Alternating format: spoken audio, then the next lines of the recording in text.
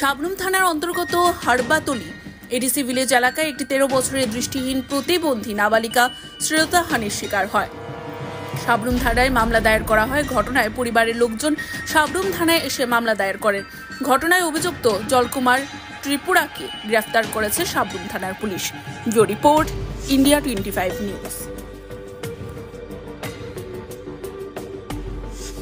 ADC village कौन ADC village Harbatli আপনার বাড়ি কোনখানে? নলছড়ি।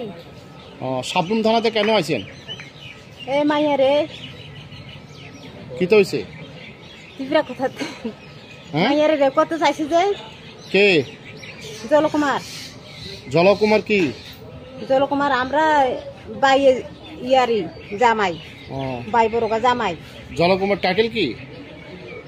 টাইটেল হ্যাঁ ত্রিপুরানি। ত্রিপুরা। বয়স কত? বয়স সেই 35। কি করে হে জলকুমারে?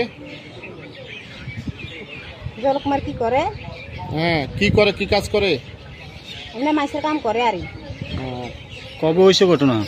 ঘটনা হয়েছে আজ ইয়া নটা। হ্যাঁ নটার সময়। কোনখানে হয়েছে? আমরা বাড়ি। আপনার বাড়ি?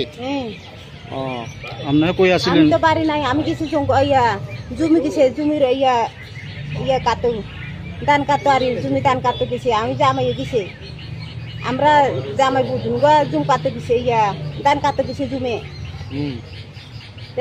পোলা সেন করতে গেছে, সেন কত আই তে মাইয়ারে সিরকে করবা দেখি তে পোলা আই ইয়ারে ধরছে আর। আপনার মায়ের বয়স কত? 13 বছর। কোন ক্লাসে পড়ে? ক্লাসে এই আগে এই অনগত পড়ে না, চোখে দেখে না, হাতে হারে না। হ্যাঁ ওই 1 2 3 হচ্ছে আর অনগত